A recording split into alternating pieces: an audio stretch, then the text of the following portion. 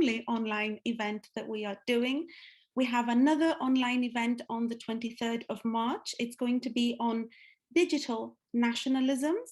And it's based on one of our themed sections published in Nations and Nationalism on digital nationalism. So please keep an eye out for that one.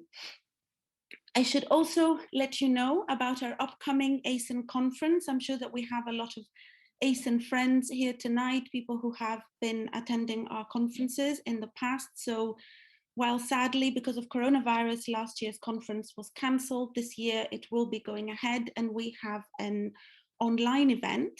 I'm sure you've been to many online events for now, and you might be thinking, okay, but that is very good news, I think, because it also means that we're able to have people, to have speakers join us from everywhere in the world that perhaps wouldn't be able to join us physically in London. And I am really happy to say that we have a fantastic lineup of speakers this year. Our topic is nationalism and crisis, and we have Cynthia Miller-Idris, we have Dan Slater, Bart Bunikovsky, Lenka Bustikova, Judith Byfield, Miguel Centeno, and Jasper Puar all joining us for the conference. So please check out our website and feel free. I think it's going to be a blended sort of event. So there are going to be, all the plenaries will be for everyone to attend online, and then you need to sign up for the specific panels and presentations.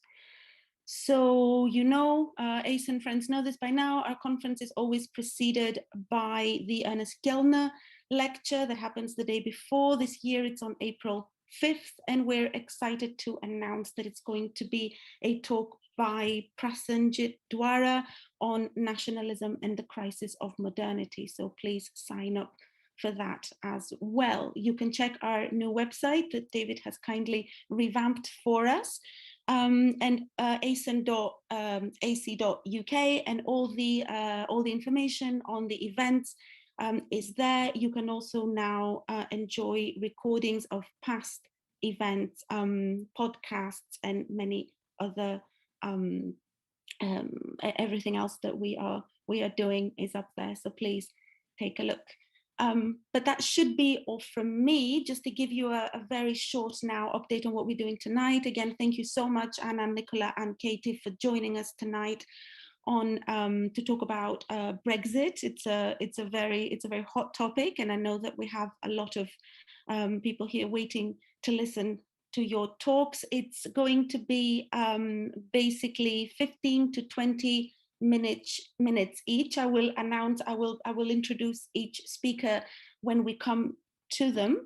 We're going to start with Anand Menon, who's going to give us a sort of a broad sort of discussion on the issues surrounding Brexit, and then Nicola and Katy will be discussing it from their own perspectives from Northern Ireland and Scotland.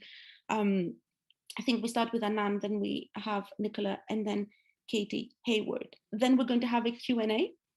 And so apparently the way you do it, I know you've joined us on 3 different platforms. So there's a chat in each of your respective platforms. And what you need to do is just enter the question in the chat, and then it will be passed on to me. And then I will pass it on to our speakers. So without further ado, I'm going to start with Professor Anand Menon, who is the director of the ESRC funded UK in a Changing Europe.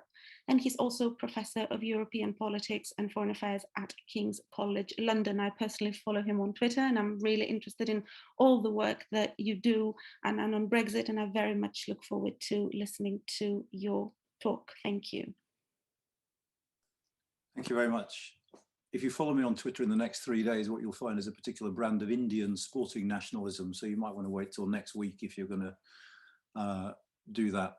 It's a great pleasure to be with you. I'm going to give a sort of overview of Brexit and talk a little bit about Englishness as well. Way back in 2016, June 2016, well, it feels way back now, Fintan O'Toole wrote that Brexit is an English nationalist movement. There was an element of truth to this. I don't think it's wholly true, but there's so much more to Brexit than that in terms of its interplay with nationalism and its interplay, which is what I'm going to focus on to a significant extent, with British politics. There are some things about Brexit that go against this nationalist rhetoric, I think. One of the most striking is if you look at the evolution of UK public opinion on immigration since that referendum of 2016, what we find is that attitudes towards immigration have become systematically more liberal. More people now than in 2016 accept that there is both an economic and a cultural benefit from having immigration into this country. And this trend has been a steady one since that referendum. So that kind of throws up some interesting questions about whether this is wholly nationalist or whether there's something else. There is also, I think, the interesting question of the way in which Brexit has played into British politics and reshaped it. And I'm going to talk mainly about that. Nicola, I know, is going to talk a bit about the centrality of this notion of self-determination and the idea of control. And these were obviously central to the referendum, and they are concepts that have been both used and abused by participants in the Brexit process. But in more, I suppose, sociological terms, ideas of nationalism fed quite nicely, I think, into the values divide that characterised the Brexit debate, in the sense that the sort of social conservative, or more social science language, social authoritarian side of the values divide certainly identified with notions of patriotism, but also in some cases with notions of outright nationalism. And one of the interesting things about Brexit for me at the moment is what happens to that cleavage in British politics as we go forward. Will values continue to be central to our politics in a way that they have been?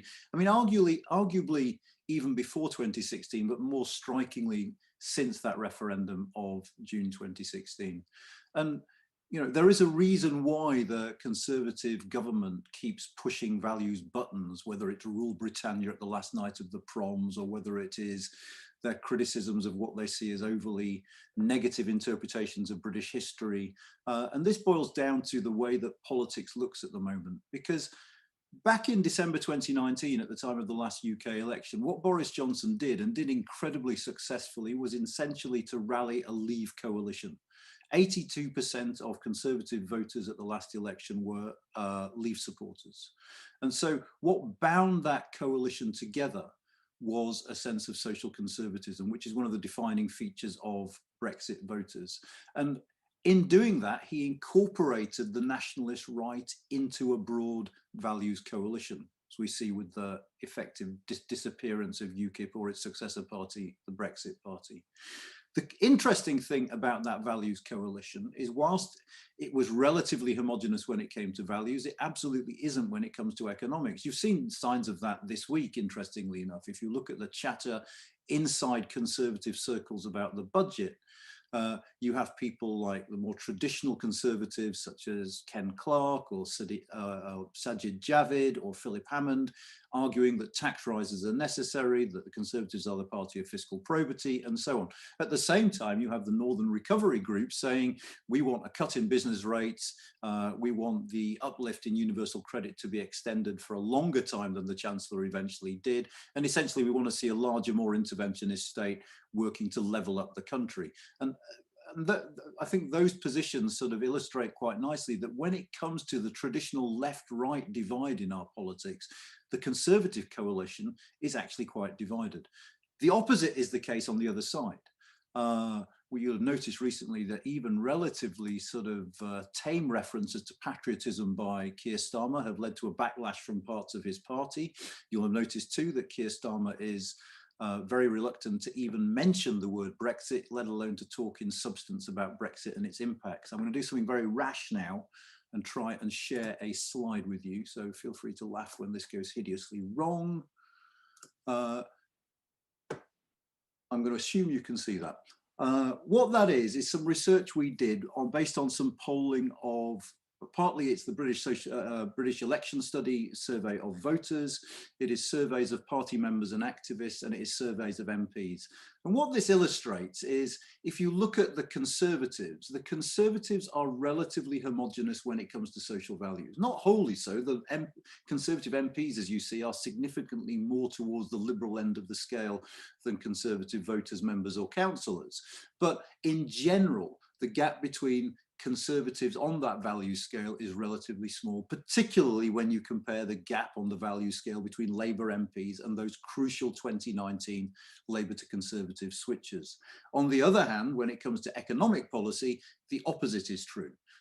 When it comes to economic policy, Labour looks relatively cohesive. The gap between Conservative MPs on the one hand and those crucial Tory to Labour switches on the other is absolutely huge. So that's just, if you like, a pictorial representation of the point I was trying to make, which is that it is in the interest of the Conservatives to keep that value division going and to talk in patriotic/nationalist language and to push those buttons, because they see it as a way not only to unite their own side, but also to put Keir Starmer on the back foot. The big question, I suppose, going forward is to what extent these two cleavages continue to haunt British politics and whether one or the other will become dominant. And there's conflicting evidence on this, and we've seen some conflicting evidence quite recently. Sarah Hobolt at the LSE has written about the depths of Brexit polarisation, the persistence of the Brexit divide. She did some really interesting survey work 2 or 3 years ago, and some of the striking findings were she found that I think over 50% of Remain supporters would refuse to rent a room in their house to a Leave voter, and I think it was something like 58% of Remain supporters would be very or extremely disappointed if one of their kids married a Leave supporter. So there, you know, Sarah's work stresses not only the fact of this division, but its intensity. Some work published this week by Sunder Katwala of British Future, however, show that only a quarter of people now see their political identity through a Brexit lens. So there's a possibility, if you believe Sunder's findings rather than Sarah's, that the Brexit divide will start to fade. I would suggest that the Conservatives will do all in their power to ensure that it doesn't. And that, if you like, is one of the reasons why we have this ongoing row with the European Union over the diplomatic status of the EU's ambassador to London. Is it's good politics to pick fights with the European Union if you're a Conservative government at the head of this coalition. The curious and interesting thing is whether or not the left-right dimension reasserts itself. Ailsa Henderson and Richard Wynne-Jones have done path-breaking work over the last decade on using the Future of England survey. They've got a book that I think is out with OUP this week. And one of the things they find is that Englishness is related to a sense of dislocation and alienation in England that we simply do not see in Scotland and Wales. That is to say that there is a relationship between social and economic alienation and a feeling of nationalism and a belief in your Englishness as opposed to your Britishness. If you look at our website today, there's a really interesting working paper by Goldthorpe and Bucody, which emphasizes the fact that support for populist parties is linked to concern about social status. So again, if you like, reinforcing the societal element of support for populism, which is at the same time very closely correlated with conservative leanings on the liberal conservative dimension of politics. Now, this intertwining of economic and social grievance with a defense of Englishness was fundamental to Brexit, and it was fundamental to the electoral success of Boris Johnson. What we don't know is when we come out, as we come out of the pandemic, whether that social and economic grievance will remain aligned with a pro-Brexit leaning. If the government is seen to have done well via the furlough schemes for those who might otherwise have suffered during the pandemic, it might well be that the Conservatives can continue to enjoy support from those who feel socially disadvantaged and yet are with them on the value scale. If, on the other hand, what we see coming out over the next few months is large-scale unemployment and a sense that the government is failing to help those most in need, it might well be that Keir Starmer is able to capitalise on this by emphasising the traditional left-right battleground where Labour has always been, and even more so now is, most comfortable. Final point before handing over to Nicola is there is an element of danger for Starmer if questions of Scottish independence come to dominate the political process in this country. An argument about Britishness versus Englishness puts him on the back foot because it immediately places him again on the wrong axis of political contestation, the one where he doesn't want to be. Now, clearly, the future of the union is a massive strategic problem for Boris Johnson, but in pure party political terms, having arguments on that terrain might serve him well in terms of his conflict with Keir Starmer. I forgot to time myself. I've no idea when I started, but I'm finishing, if that's okay.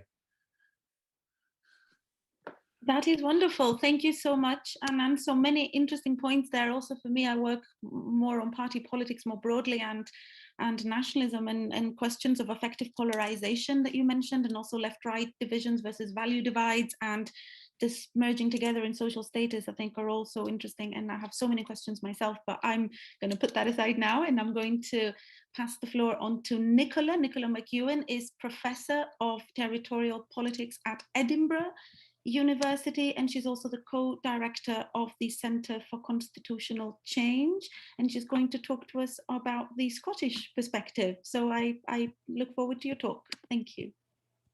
Thanks very much, and thanks for the invitation. I should also add that I'm a research fellow with Anand's UK and Changing Europe before he gets me in trouble for not saying so. But very happy to be part of that team and very privileged to be so as well. I mean, my starting point is not so much thinking about the electorate in terms of the drive for Brexit, but how the political elite, and particularly the government, responded to it. And I was really struck by the way that Theresa May, as Prime Minister, embraced the idea of Brexit as an expression of national self-determination. And this was a phrase that she used quite a lot, not just in party political speeches at Conservative Party conference, which she did, and asserted it very strongly, but also in the letter that was sent to the then President of the European Council, Donald Tusk, which was the Article 50 letter that triggered the negotiation process towards the UK's exit. She talked about the referendum as, and I quote, "a vote to restore, as we see it, our national self-determination." Now, as you might expect, there is a nationalist discourse underpinning the approach, the language of Boris Johnson also. For example, before he became Prime Minister, and when he was opposing the original version of the backstop, the original version of the backstop that Theresa May had tried to negotiate as part of the withdrawal agreement. This was a UK-wide backstop to avoid some of the issues that we are currently seeing that I'm sure Katy will talk about. But he said then, no country that values its independence and indeed its self-respect could agree to a treaty which signed away our economic independence and self-government, as this backstop does. Now, since becoming Prime Minister, he's emphasised much more the language of sovereignty. Speaking a few days after the UK's formal exit from the European Union, he said that we have settled a long-running question of sovereign authority, noting that at that point, this was last year, looking ahead to the end of the transition period, we will restore full sovereign control over our borders and immigration, competition, subsidy rules, procurement, and so on. So that idea of sovereign control is very much a prominent theme in Boris Johnson's government's discourse. And sovereignty claims have, of course, long been associated with the politics of nationalism. I don't know if you can hear clanging in the background there. I don't know what my children are doing, but hopefully they won't barge in anytime soon. But there's appeals to national identity, to support sovereignty claims are ideas that will be very familiar to all of you as nationalism scholars.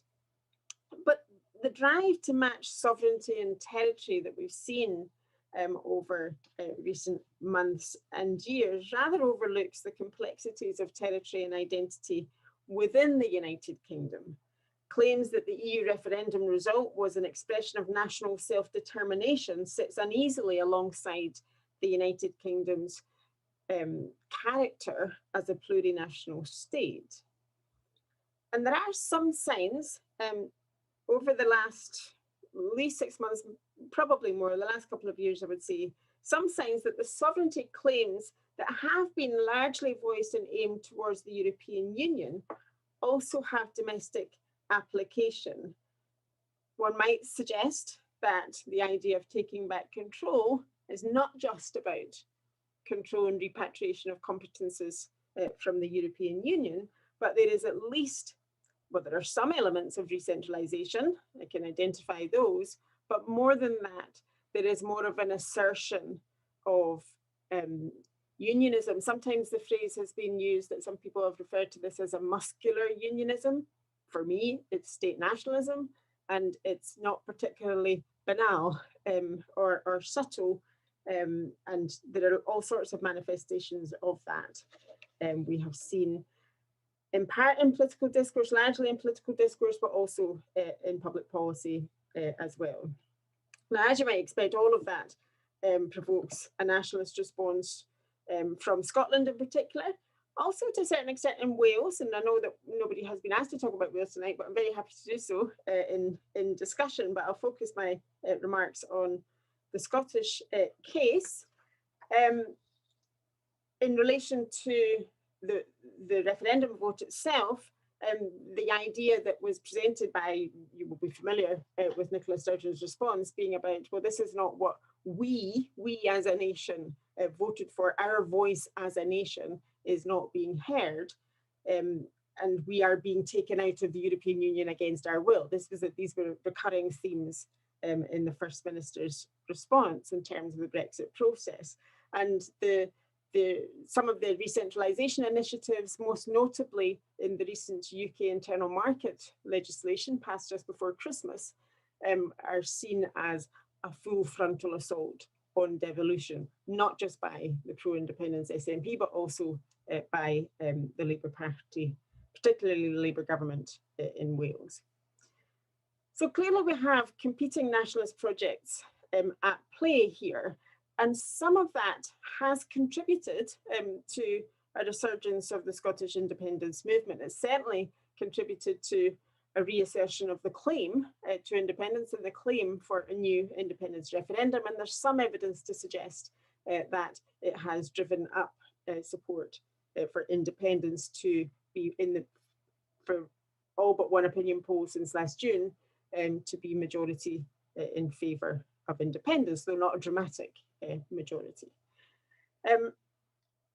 But the UK government's reassertion of national sovereignty, the vision underpinning sovereignty, which is quite a sort of Westphalian characterisation of sovereignty, sits uneasily alongside the ideas of sovereignty that permeated the vision of independence that the SNP advanced, particularly in the 2014 referendum. We haven't seen anything detailed since the Brexit referendum as to what independence might mean. So all we have really to go on is that previous vision, which you might remember was sometimes referred to as independence light, in part because statehood was seen as something that could easily sit alongside transnational relationships, shared sovereignty, pooling of sovereignty, not just within the European Union, but also with the rest of the United Kingdom. There were lots of things that were part of that offer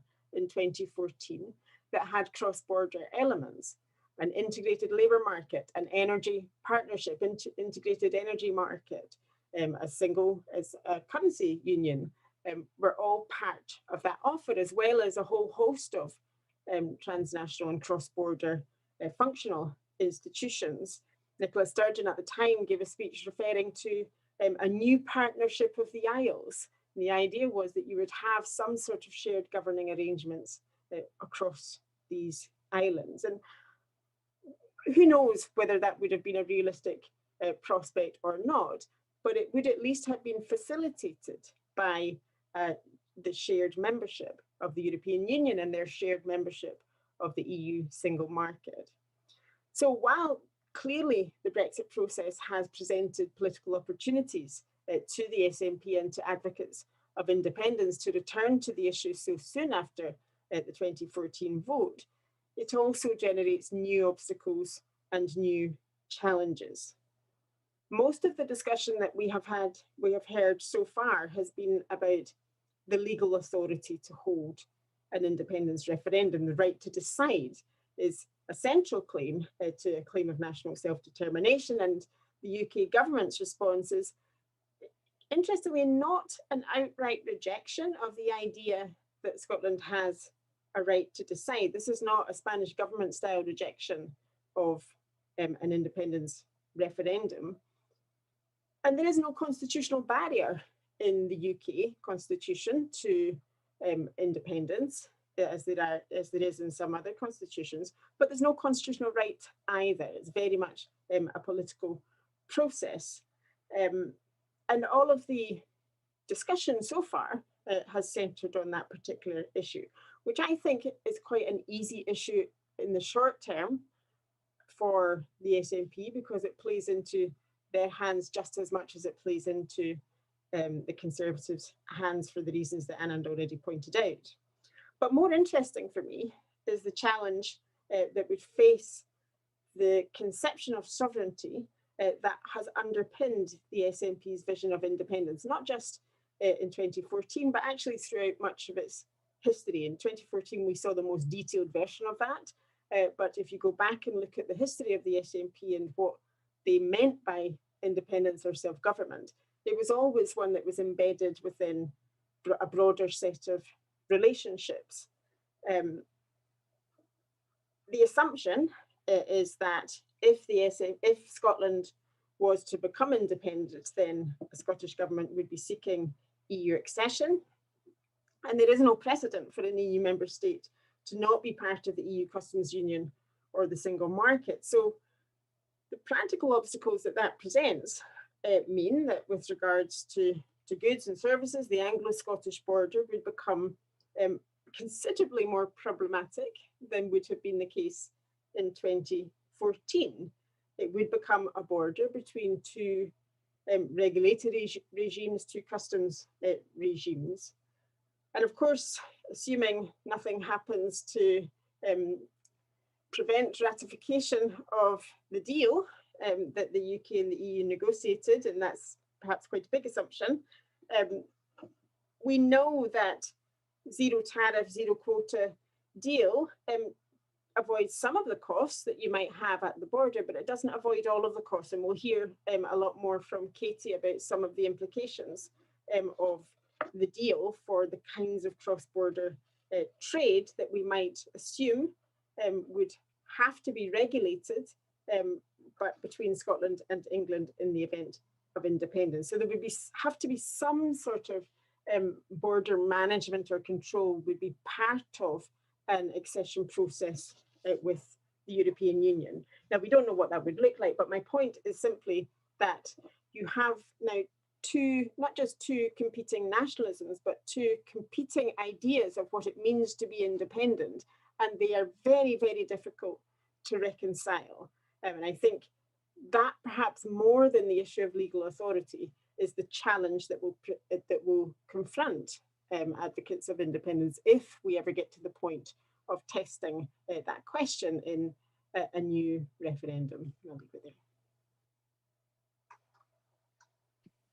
Wonderful, thank you so much. I think you picked up on one of these key issues with regards to Brexit and nationalism, this whole sort of, if you like, paradoxical unleashing of Pandora's box, right? If you have this nationalism, then there's this sort of domino of competing nationalisms, and I'm sure a lot of the audience and myself, I want to pick up on that a bit later. But before we do that, last but not least is Professor Katy Hayward. I'm going to say the whole thing this time, I promise. So she is Professor of Political Sociology at Queen's University, Belfast, and a Senior Fellow at the Senator George Mitchell Institute for Global Peace, Security and Justice. And the most important bit, she is also a Senior Fellow of the UK in a Changing Europe. So I look forward to your talk. Katy, thank you.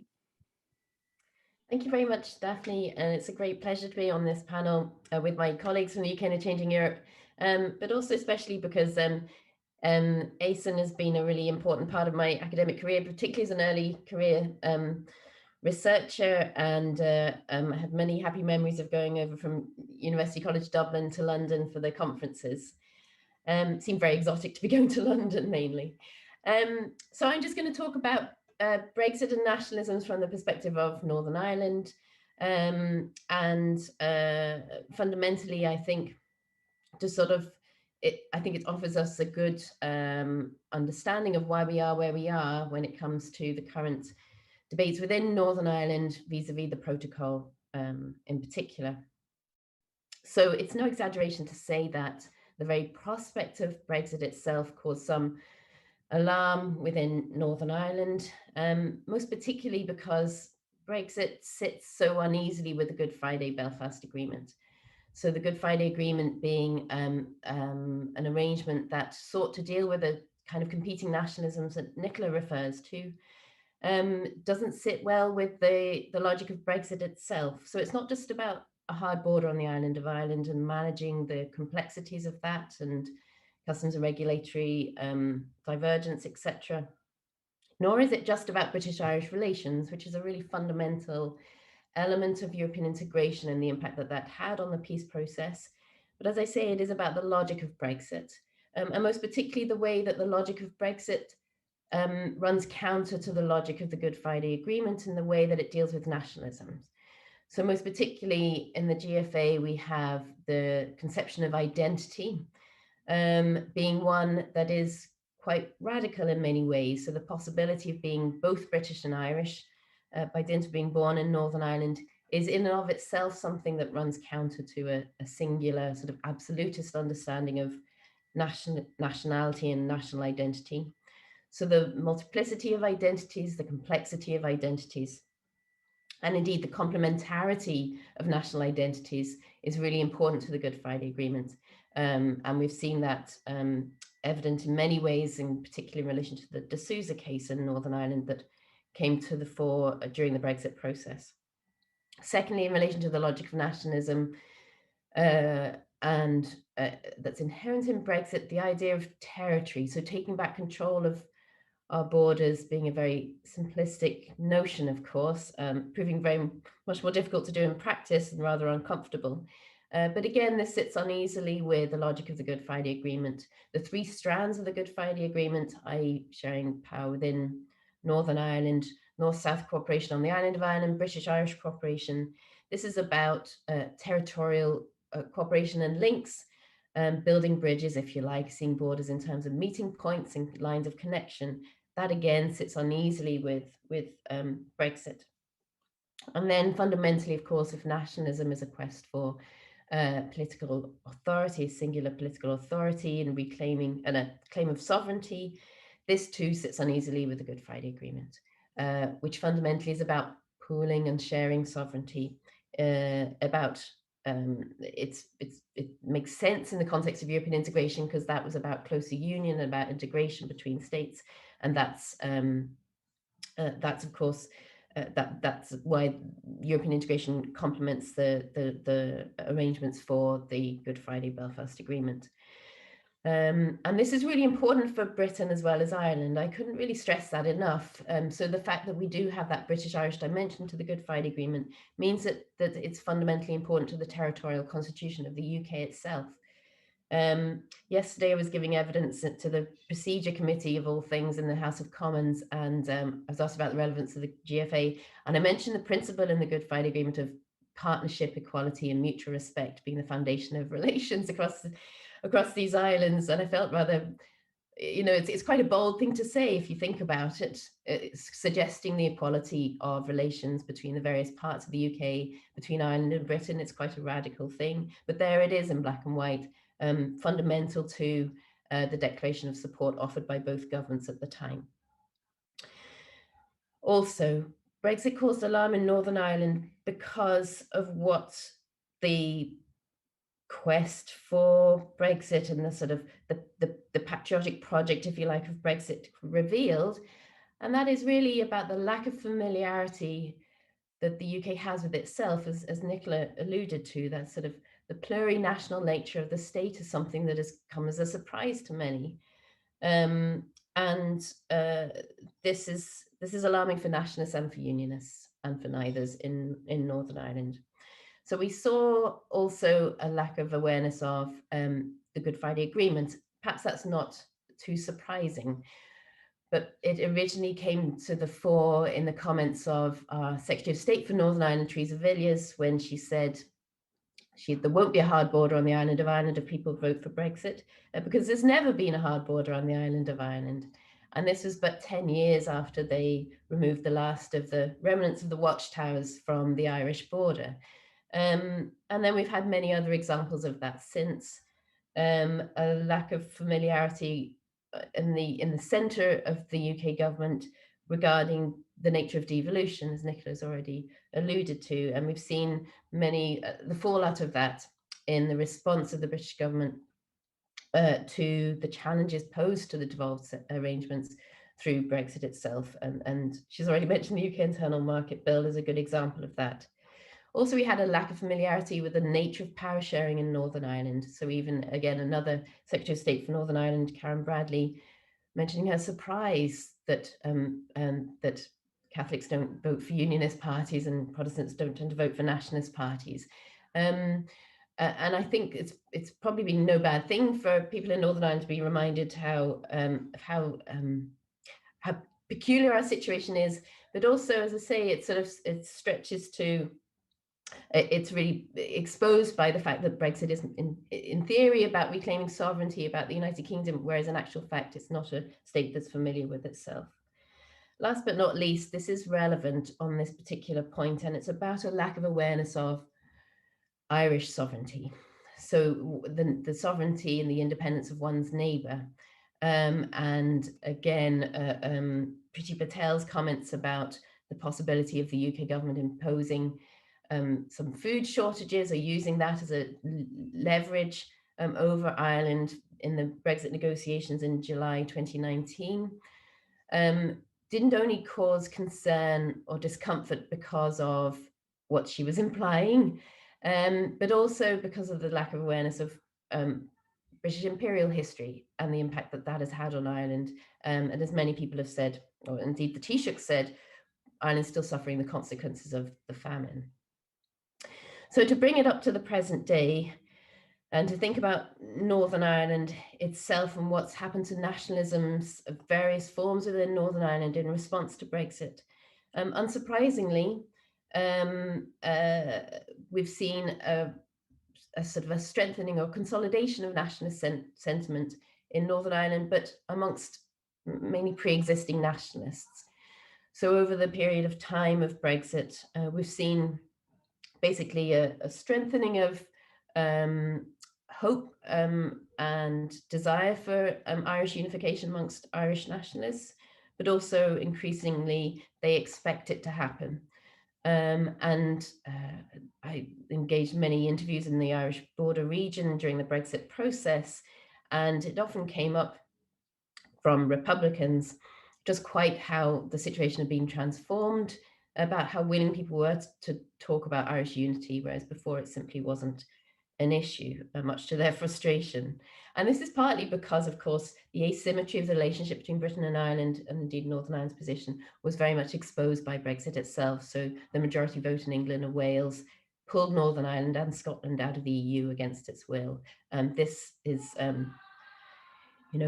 this proves, if anything, the rationale behind nationalist ideology in Northern Ireland, and in a very blunt way.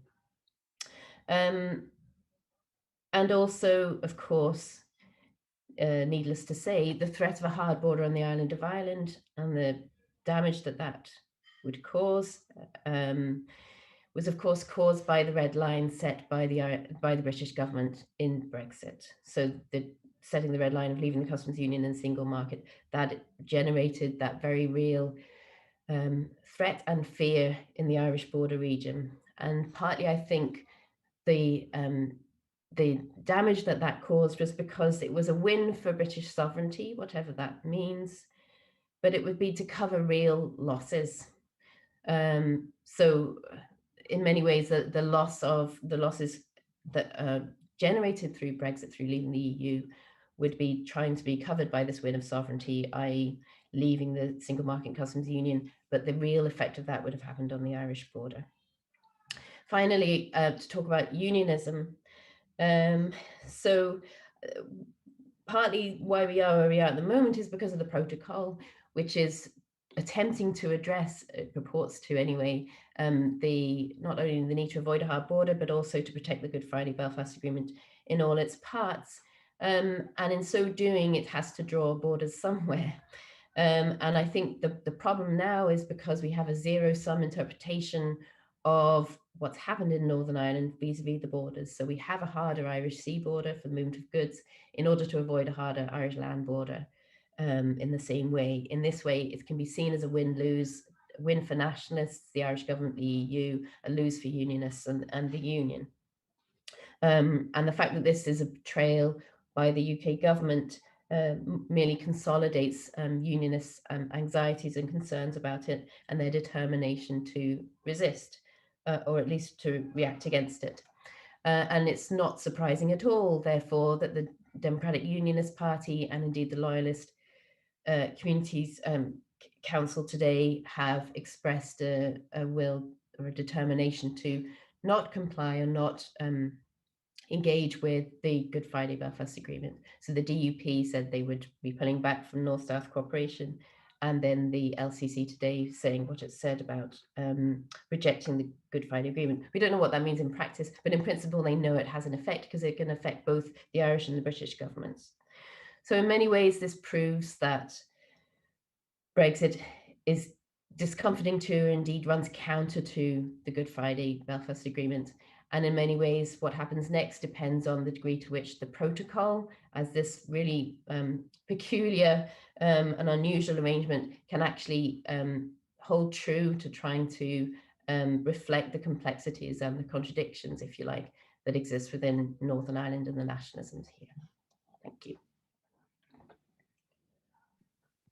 Wonderful. Thank you so much, Katy. Another really interesting talk now, the Northern Irish perspective. I got as well from you sort of these competing nationalisms are very prominent, and also in the really tricky situation of Northern Ireland and the territorial constitution of the UK. I guess we're ultimately talking about the united part of the United Kingdom here. So this is a very important discussion. I already have quite a few questions here on my sort of Q&A box. So I think the best thing to do is, so some of them, they're not really directed towards a specific person, but just towards the panel. And also they kind of, some of them want you to tell the future, but I guess that's part of what happens when you deal with a topic like this. So maybe I'll just go 2 questions at a time, and then you can take a turn and answer them. So let me start with the first 2 questions here. The one is from Thomas Pierre, and it is, what is the link between Englishness and maintaining the union? And I'll pose a second one as well. Was Brexit actually, this is from Rachel, was Brexit actually about the relationship between the UK and the EU, or was it the way in which political parties tried to deal with shifting political cleavages? Very interesting question. So I will just, I think I'll be sort of liberal here and let you just decide who wants to have a go first, or if you want to answer a particular question first, please go ahead.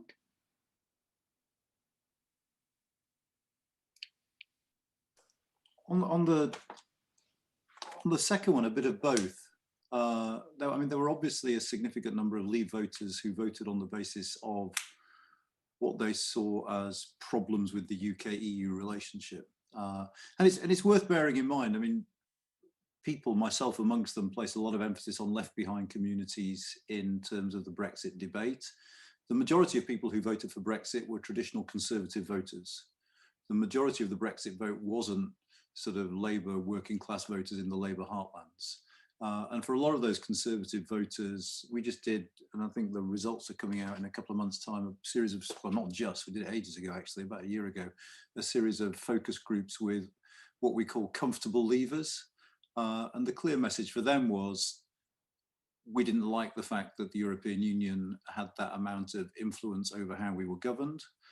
We're relatively well off and comfortable. If there's an economic hit, we're willing to absorb that kind of economic hit. So for some people, this was obviously about UK-EU relations. For others, it became a lot more complicated. And for others, yes, there was a, you know, again, Sarah Hobolt's work points out a link between people who didn't trust the political system and a propensity to vote Leave. So part of it was related, and particularly in those so-called left behind communities to a sense of alienation from politics, and not necessarily just European Union politics or the structuring and working of the European Union. I've long thought that actually that famous or infamous bus was as much an anti-austerity bus as it was an anti-EU bus. A red bus with the words sort of NHS emblazoned on the side was appealing to many, many sentiments. Some of them were sentiments about the European Union, but some of them were sentiments about something very, very differently indeed. So, I mean, what the Leave campaign did spectacularly well was it kind of, it lumped together a whole host of dissatisfactions, some which had something to do with the European Union, some which had nothing whatsoever to do with the European Union, and persuaded voters that the way to express your dissatisfaction was to vote Leave. And that's why they sort of got just over the 50% mark. Can I come in? I mean, I agree with all of that, and just to link that to the idea of taking back control as well, which was such a phenomenal slogan in a sense, because it could mean whatever you wanted it to mean. It didn't have to mean from the European Union. It could mean anything that was the source of frustration or grievance. And that's always something that's interesting to look for in a political slogan. Can I tackle the first question more though? Anand mentioned already the work, the new book just out today actually, by Ailsa Henderson, Richard Wynne-Jones on Englishness and English identity. And I would definitely recommend it. And some of the work that has been published already identifies that Englishness operates in quite a different way from, say, Scottishness or Welshness. And they link that to Leave and Remain preferences, whereas Scottishness and Welsh identity were more linked to favourable attitudes towards the European Union, favourable attitudes towards Remain. The opposite is true within England. And the flip side of that is that being British, the attitudes that are associated with Britishness are also very variable in the different parts of the United Kingdom. So on the issue of Englishness, I think there is an issue about how England is governed, which is not so much an identity issue, but a governance issue. And I do think that has to be addressed if you are to get any sort of constitutional reform for the United Kingdom that could, I mean, this is not happening anytime soon because it's not on the radar of the current administration at all. But if you were to move towards some form of government that was a better reflection of the plurinational character of the UK, that did enable and facilitate the kind of governing relationships between the different parts in a sort of more coordinated or cooperative fashion, then you need to address the issue of England and how England is governed. And it's not an easy question to address. But Britishness is problematic because if you try to define it, then you will find that actually it means something quite different from every part of the United Kingdom, actually. And I'm sure that Katy would say the same thing about the perspective of Britishness from Northern Ireland as well. And it's very difficult to find a unifying way to strengthen that sense of Britishness, particularly if you start to try and tell people what it is. Can I just come in very, very quickly? I mean, there was, I don't know if you recall, there was that YouGov poll that was published in the Sunday Times in January where they asked the English about these questions around the Union, and the findings were remarkable. I think 17% of the English said they would be pleased if Scotland voted for independence, and 28% more said they wouldn't be bothered if Scotland voted for independence. And on Ireland, 57% of English voters said they will be pleased or not bothered. So, you know, it's a poll with all the health warnings that you have to attach to a poll, but they were quite striking findings. I was asked about that. There's an ITV program tonight on the Union, and they asked me about those. And I mean, I have to say, in some ways, you know, it's right that they wouldn't be that bothered because it's the right to self-determination of the people of the island of Ireland, and that's, you know, in the Good Friday Agreement. So yeah, if it's, but it's the question of whether it's you know, being sad to see Northern Ireland go, if that's or Scotland go, and or sort of being insouciant about it. So sort of is it complying with the will of the people of Ireland, Northern Ireland, or is it simply just being glad to see the back of them? I think that's the question that unionists have to deal with all the time, isn't it? Yeah. Just to follow up, and I don't have much to say on this question at all, but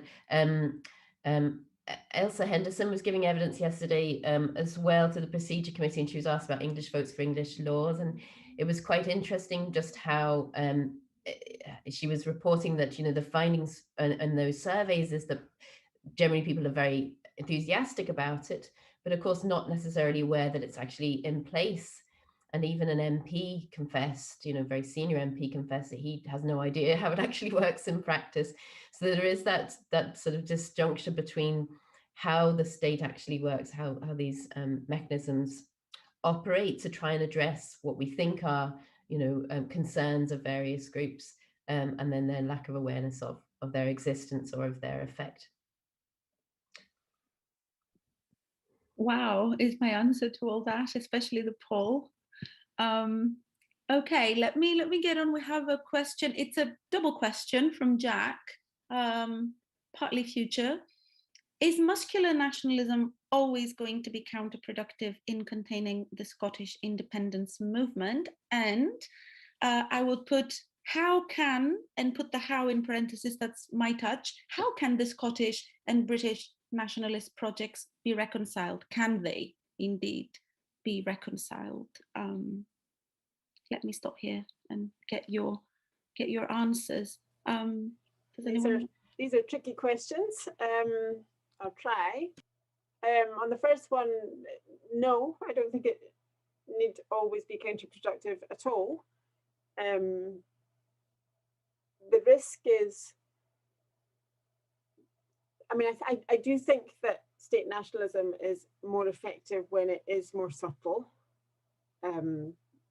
That, and I remember being in, and this is, I'm digressing here, but I remember being in Quebec City one time years ago when nationalist politics was at a higher point there, and there's a little bit of ground around the castle, which is obviously owned by the federal government, because it was the only bit in Quebec City that was smothered in maple leaves, and I just thought, oh right, okay. So I think it's sort of, I mean, this is in some, that comes to mind because in some ways this is out of the Canadian playbook, and the idea that you can buy loyalty in some ways. Now, I think if it is subtle and there is a sense in which the state provides for citizens, then that can strengthen the bond between citizens and the state. But if it is done in a way that is assertive and is seen to undermine the authority of the institutions that were themselves created after a decades-long campaign for self-government, which is, I fear, what we are seeing, then I think, to me, that carries much greater political risks. I mean, I think maybe there are some insights to be gained from the relationship between structural funding and attitudes towards the European Union.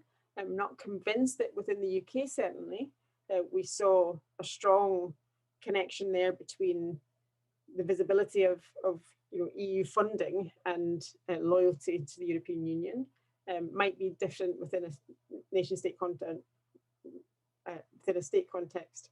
It might be a little bit different. So no, I don't think it's always counterproductive, but it can be, and I think it's more likely to be if it is seen to alienate and bypass and undermine the authority of the institutions of government that people do feel a stronger sense of attachment to. I can't remember what the second part of the question was. So just as a reminder, it is how can the Scottish and British nationalist projects be reconciled? What is it? They can be, I think. I think it is possible in a whole variety of ways. So I've long thought that between independence and union, there is a whole spectrum of outcomes. Although referendums, that is the tool for testing opinion, necessarily make these quite binary, and that does mask the plurality of preferences that are there. So to me, I think it is possible to find an outcome that could accommodate a desire for self-government or influence or status, whatever it is that's driving support for independence within Scotland, while maintaining unity in that sense of being part of the same state. But it's difficult. I think it would need a change of heart, or a meeting of mind, if not minds, at least moving towards each other. The meeting points that Katy referred to would need something on both sides for that to happen. And I don't see that happening in the shorter term, but longer term, it may be possible. And I've always thought that whatever the constitutional arrangements of these islands, we are still part of the same geography. And you will need, under any constitutional scenario, some way to manage the cross-border issues. A pandemic in the context of fundamentally different constitutional arrangement would still require cooperation between administrations. And there are all sorts of issues like that that would require something ongoing. So I think it's possible, but ultimately it always is going to require political will.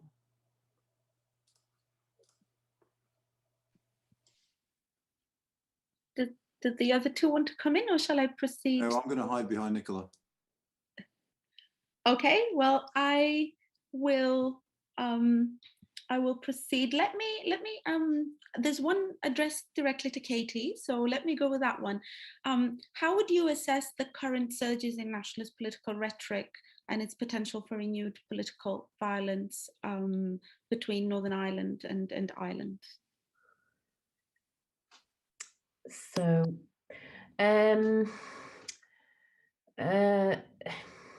yeah, so I do think, I mean, funnily enough, my comments will reflect some of the sentiments behind Nicola's too, I think, in that we've definitely, of course, seen a resurgence of nationalist rhetoric. We haven't seen it from the Irish government. They have been scrupulously careful, I think, to not be seen to be using language of strongly Irish nationalistic language. At the same time, of course, they've seen, they've responded in part to the success of Sinn Féin by establishing a shared island unit and starting dialogues about the shared island, which is tricky enough to manage. But the nationalist rhetoric that we've seen, obviously, Sinn Féin has increased the vigor and frequency of its calls for a border poll. And as I say, that's really reflecting sentiment amongst nationalists in Northern Ireland and to some extent in the South, but not quite so much, about that expectation of Irish unity. And people talk about it more now as if it's almost inevitable that there will be a border poll and people will see it. And as I say, that's a complete transformation from how it was 5 years ago. But that's nothing new from Sinn Féin. It's just increased the frequency of it rather than it being that much of a change. And similarly to amongst the DUP, if you think about that unionist rhetoric as being nationalist rhetoric, again, we're kind of familiar with all of that. What's been most significant, I think, has been the rhetoric of the British government. And it's not just in relation to Brexit and whatever, language we see associated with that, but about it explicitly flagging its unionist credentials. Now, in part, this is possibly reflecting the close relationship with the DUP under the confidence and supply arrangement, partly to sort of hide some of the realities of the decisions that it was making, as I said before, choosing the hard Brexit over the integrity of the union to some degree, as it can be interpreted by some people. But overtly using that pro-union rhetoric and also quietly using it as well in some of the strategies being taken. And I will just sort of finish by reminding ourselves of what's in the Good Friday Belfast Agreement, which is about the responsibility of whichever sovereign government is Northern Ireland is part of, whether it's the British government or whether it's under a future Irish government. They have responsibility to exercise that power with rigorous impartiality and with respect for and parity of esteem for all the people with their diversity of identities and traditions on the island of Ireland. And this is where I come to the worry about the stability of the Good Friday Belfast Agreement. It's not necessarily about the possibility of resurgent violence, whether that's from dissidents or loyalists. That's a real threat, but that's not the most pressing threat to the Good Friday Agreement. What the threat is really about how those in power manage this extremely complicated and unnerving situation. And as and this is why I'm repeating it, because I think it's important to remind ourselves of that responsibility of the British government, that rigorous impartiality is there for a reason, and it's a good time to be reminded of it, I think. Thank you. We've got quite a few more. I'm sort of mixing the order here of the question. So if you have asked a question, it will be asked by me, but I'm just mixing it to be a bit more thematically sort of blended. So here we have one on English nationalism. Does the panel see English nationalism developing as a fully distinct political identity from British nationalism?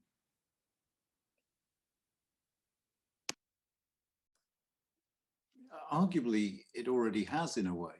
It's sort of encapsulated in the governing party. I mean, the Conservative Party has exploited English nationalism since the referendum. So in a way, the answer is yes, it already has. Whether it continues to do so is going to depend on a whole variety of factors, not least what happens in terms of Scotland and Northern Ireland, and whether the government manages. I suspect post-election, we will see the government really start to think seriously about Scotland. And then a lot will hinge on their approach, how inclusive their approach is, how British, if you like, their approach is, the tone and language adopted by the government to try and deal with the challenge that Scotland poses them is going to do a lot to shape the nature of the country and of the government and of its relationship with English nationalism. They need to find a way of moving away from that sort of narrow appeal to English nationalism, despite the fact that it's electorally tempting for them not to.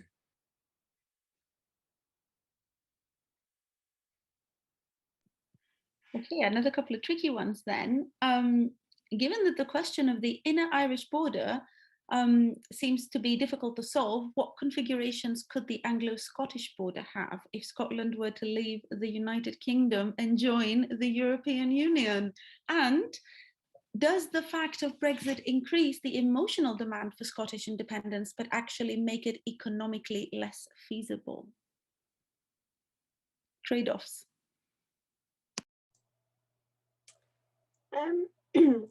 I'm going to invite Katy to address the border question, although we are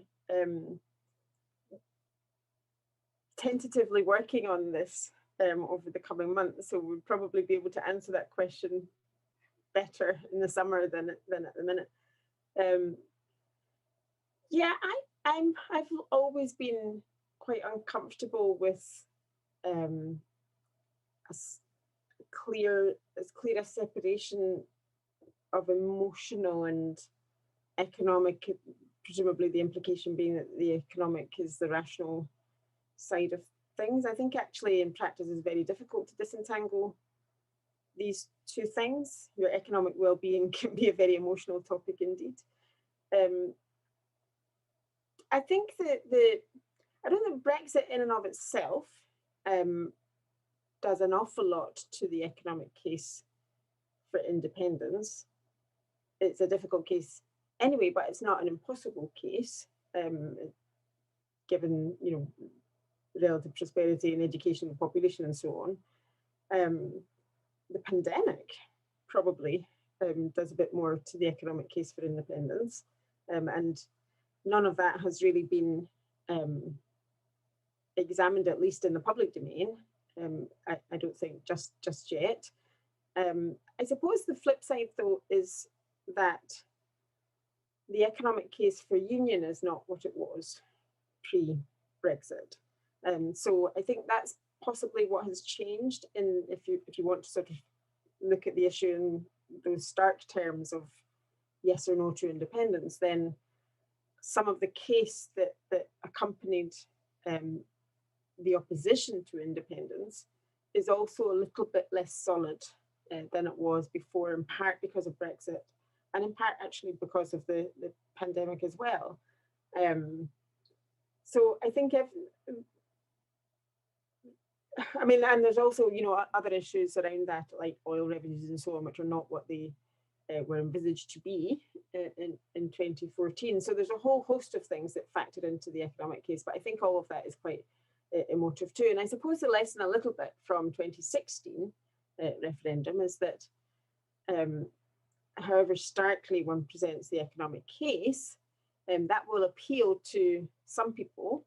It will appeal to a particular demographic, perhaps, but it doesn't resonate in the same way with all sections of the population. And that sort of appeal to taking back control, or that sovereignty appeal, or there were many other reasons why people voted leave as well. But it wasn't the economic reasons that determined that vote. Determined the economic reasons, I think I'm right in saying, Anand, were quite a big explanation for the Remain vote, but they weren't a big explanation for the Leave vote. And so people are motivated by different things.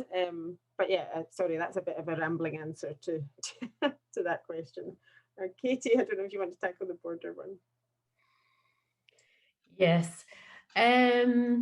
So, I mean, on the one hand, if we're talking about the border of an independent Scotland with England compared to the Northern Ireland border, you can view it quite simply and say, well, it's an easier border to manage because you're talking about some, 21 roads compared to 208 plus roads, 150 kilometers versus 500 kilometers. So in and of itself, managing such a border in theory is more straightforward. But of course, it's never just about what happens at the border. So as we've seen from Brexit, it's been illustrated so beautifully, it's about what happens either side of that border and the divergence in the rules that apply either side of that border. And so we'll have the fundamental questions of the degree to which Scotland and England diverge. And obviously, if Scotland is inside the EU, then those EU rules that apply for currently the GB-NI border, Irish Sea border, will be applying between Scotland and England. And that's and then we just come back to those very familiar trade-offs and challenges, and the fact that obviously Scotland would be following the EU's rules, and there's no opportunity for bilateral arrangements, etc. So enormously complicated, and I think what will be interesting actually is the degree to which Britain itself manages its borders after July. So I suspect for all the taking back control rhetoric, we will see a very core and fragmented and sort of ineffectual, if you like, management of borders. I'm not talking about immigration, I'm talking about other types of borders for Britain. And I think a lot of, for all the rhetoric around the border strategy, etc., that's when we'll see the rubber hit the road in the degree to which that Britain is able to manage and enforce border controls, and that will have some impact possibly on future debates around the Anglo-Scottish border. Can I just add something as well? I mean, I suppose it's important to note that there already is a border. There already is a regulatory border, not border checkpoints. But I think in the popular imagination, when people think of a border, they think of checkpoints at the physical border. And I don't think in terms of people and mobility in that sense, I wouldn't expect there to be that, because I would expect if there was going to be any concession made to Scotland, it would be in relation to the common travel area, because that's already part of the treaties anyway. But but I think it's so what would be interesting to watch in the next, assuming, you know, the SNP wins the election and assuming the independence issue remains live, in the coming months and years, if we start to see almost an attempt to redefine what a border means and to sort of make it a less frightening prospect. I don't know if that's part of the plan, but it would be a sensible one to manage and try to normalize, I suppose, a border. But yeah. Okay, thank you. I have a question for Anand now. It's directed to you specifically.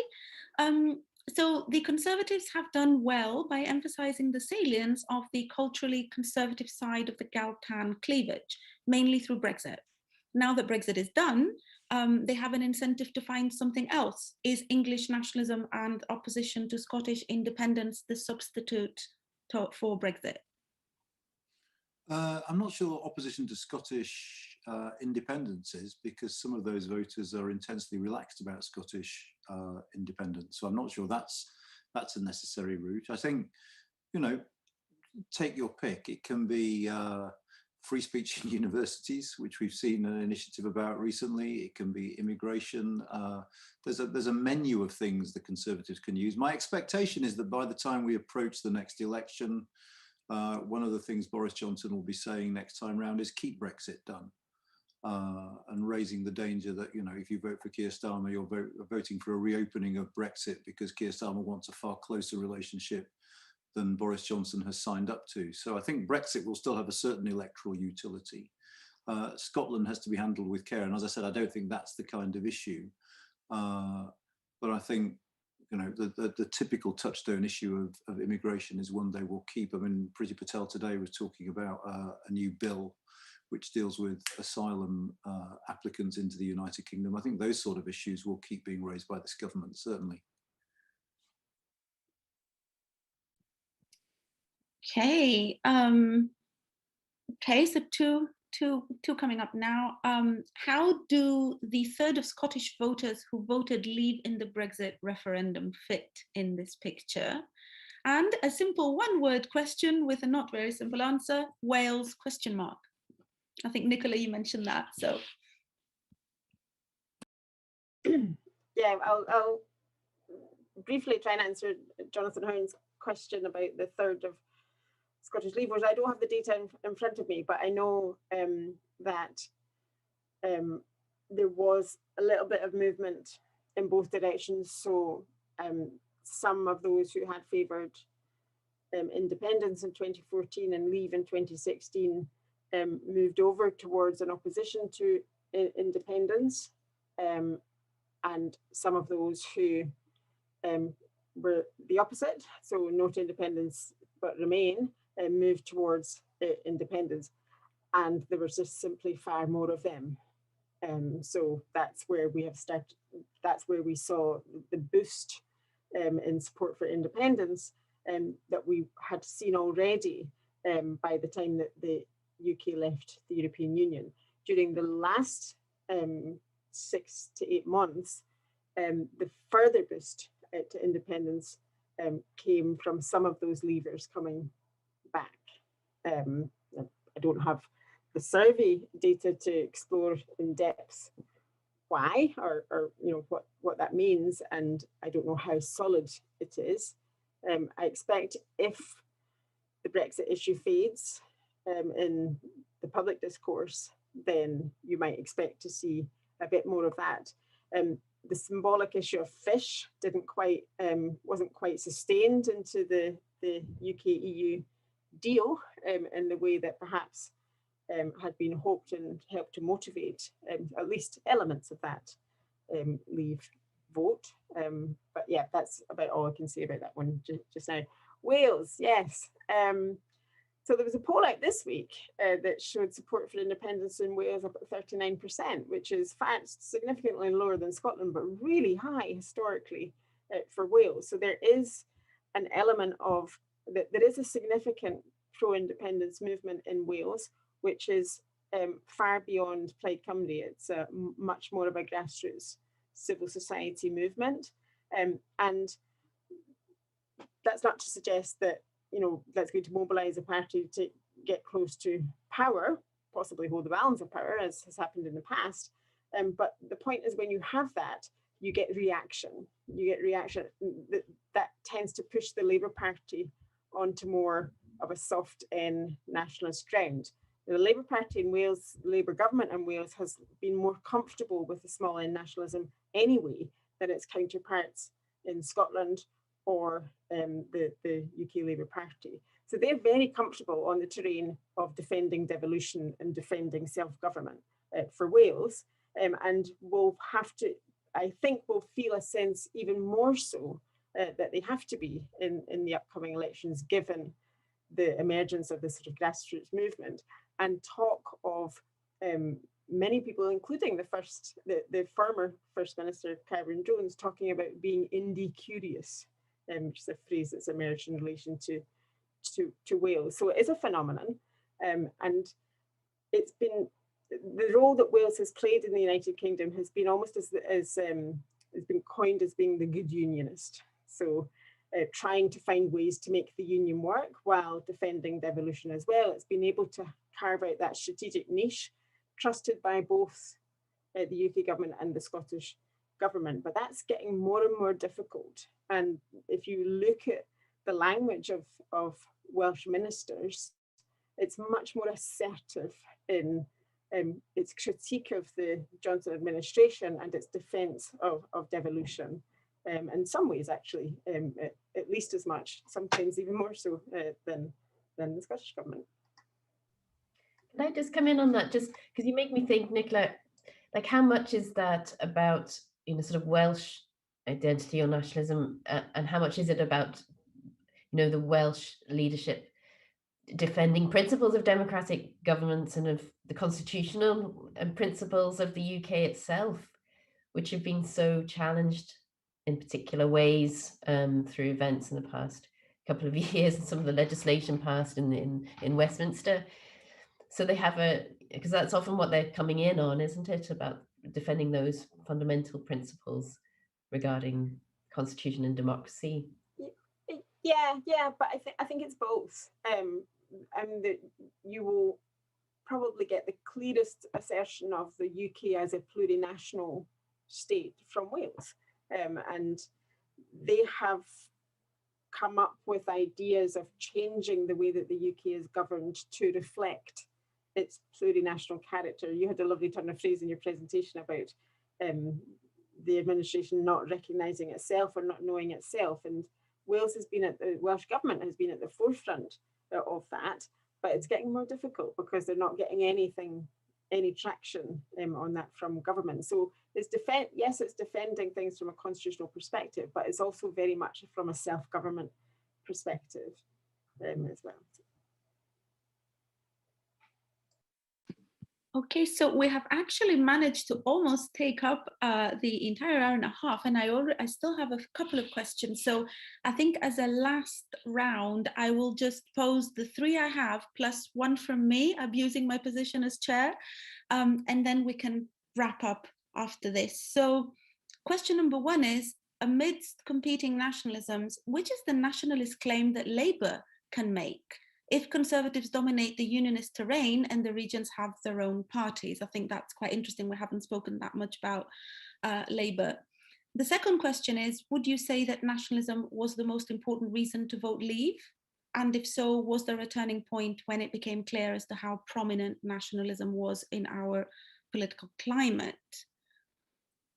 Third question, interesting as well, because sort of coronavirus related question, has the rapid rollout of vaccines changed attitudes outside of England towards the Union? And finally, I'll pose one myself. I've been eager to ask this since the beginning when Anand was talking about the cleavages. And my question is this. So you've all spoken about, and especially Anand in the beginning, about how economic concerns were not the primary driver of Brexit and how the majority of voters were sharing conservative values rather than economic concerns. But what seems quite puzzling to me is sort of the unlikely voter, right? So Brexit became Brexit because it got support from a very broad coalition of different voter groups, and especially some unlikely voters. I think Jonathan Hearn's question as well is like, why did some Scottish voters vote leave? It's the same in the UK. In England, some voters we didn't expect voted leave. And so my question really is why was it so successful in mobilizing a coalition of very different voter groups? Was this just because the campaign was effective? Is this a communication thing ultimately? Or are we talking about a multiple grievance story that was very deeply rooted? That's it. Shall I go first? I mean, on the final question, on your question, it was a very, very effective campaign with a very, very effective slogan. One of the massive ironies of the Brexit campaign is, of course, that the chief executive of Vote Leave was Matthew Elliott, who 5 years before had headed the No to AV campaign, where a campaign that apart from all the tricks about, how many incubators could you afford if you didn't have to change your voting system, also stressed what a great system first past the post was. And of course, by 2016, Matthew Elliott was using the referendum to argue that this is the only time you as a voter in some of these sort of northern heartlands will have a vote that actually counts. So the Leave message in June 2016 was actually one of, for the first time ever, you can cast a vote and it will be counted and it will mean something. And I think that message was actually, I mean, I remember getting, I was sort of signed up for the text from the Leave campaign during the campaign. And in the last week, that message was front and center. Your vote really counts this time, for the first time. Go out and use it. And I think there were 2.8 million people who voted in the referendum of 2016 who were eligible to vote in the general election of 2015 but didn't. And the majority of those voters voted Leave. So it was partly a turnout thing. I mean, if you look at BSA data, one of the interesting things about the referendum is it didn't change anyone's mind. There's very, very little evidence of people switching from one side to another during the campaign itself. But what Leave did do was they got Leave voters out. I remember talking to Matthew Elliott a couple of days before the referendum, and he was saying, we will win either if turnout is very low or if turnout is high.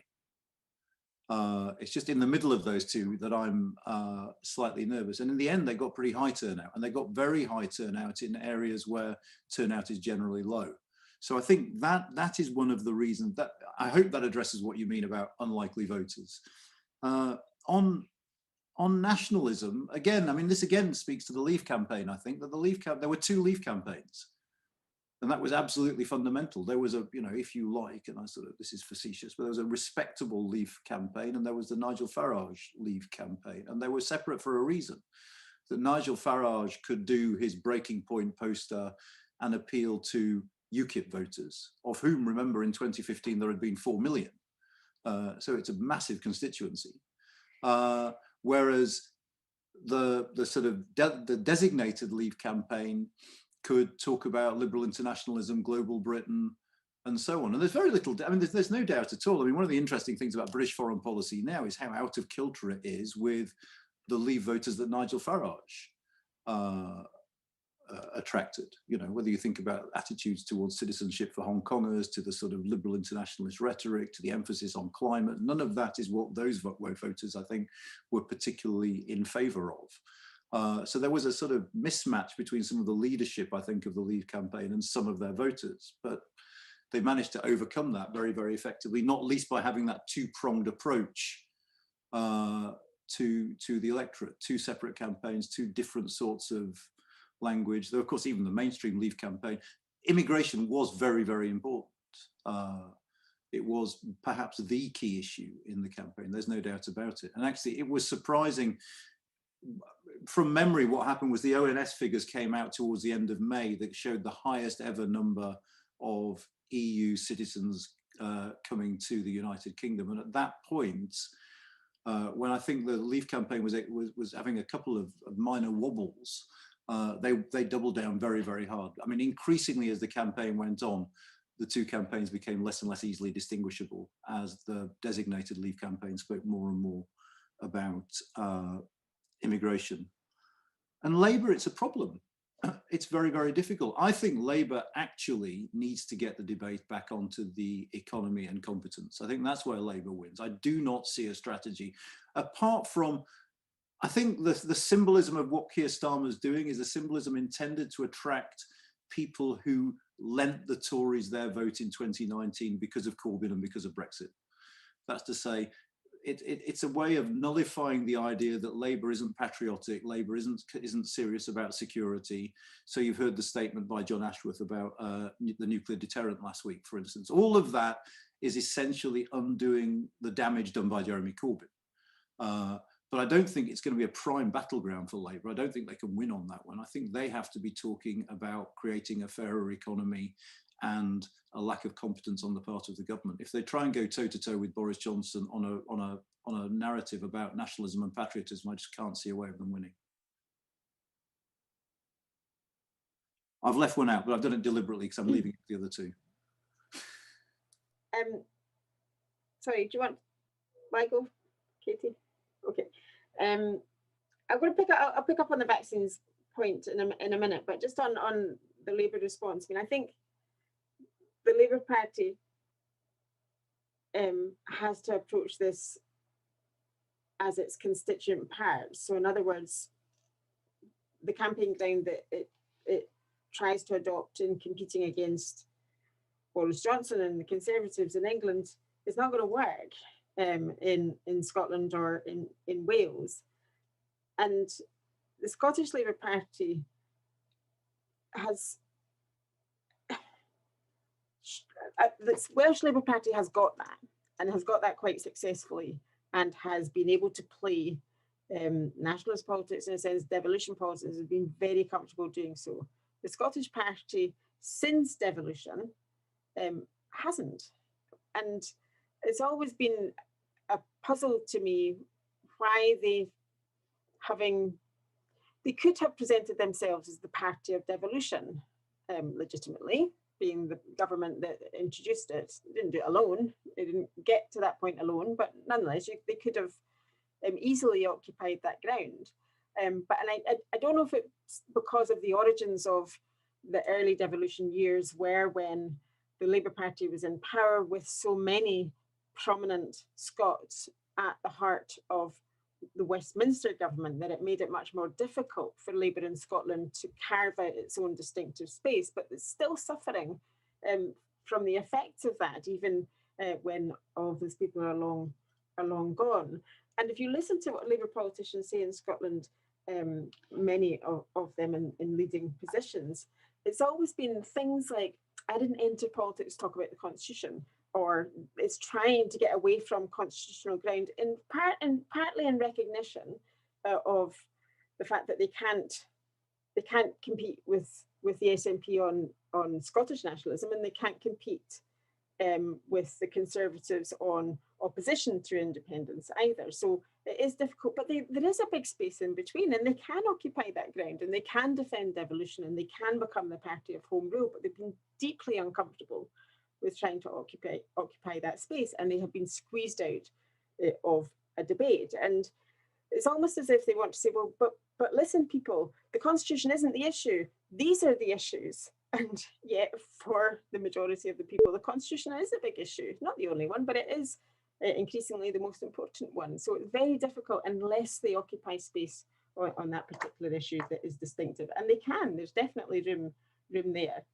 On COVID and vaccines, I think it's sort of, I think on the particular issue of vaccines, that it could be one of the things that goes back to the earlier conversation that we were having about the state as provider and nurturing that sense of belonging and attachment between citizen and state, providing for. But it's not obvious to me that it is the UK government and the union that will necessarily get the reward for that. The vaccines are being procured on a UK-wide basis, but they are being implemented separately in the separate jurisdictions. And one of the things that's been quite visible in the context of the pandemic is the extent to which there are 4 different NHSs now.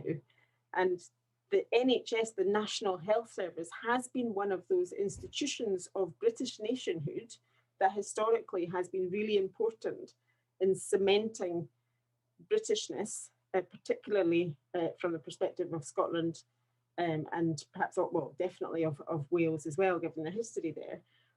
But that will be harder to do now because it has looked so different and it has looked quite distinctive. And it is the Scottish NHS that is working quite closely, obviously with partnership, obviously with agreement and cooperation, but quite how that resonates within the public, I'm not sure. It's too early to tell yet. I'll leave the others. Katy, last word is yours. Oh, I only have something to say very briefly, and that's just on the coronavirus point. Obviously constitutional politics is sort of writ into the Northern Ireland Executive with the power sharing mandatory coalition. And so, yes, indeed, unionists have pointed to the success of the vaccine rollout and compared it favourably with what's going on in the South and the Republic of Ireland. And of course, the furlough schemes showing this as a reason to support the union, whereas nationalists have pointed to the high death rates, of course, horrendous death rates in England, and also to the need for an all-Ireland approach to a public health crisis such as this. And so we have the same old, rather than any sort of concern about the Northern Ireland interest per se, and the responsibilities on the executive as our government here. Okay, wow, thank you so much for this absolutely fascinating discussion on the various manifestations of nationalisms and Brexit. I've really enjoyed it, and I hope our audience has as well. So thank you for joining us today. Thank you to the panel.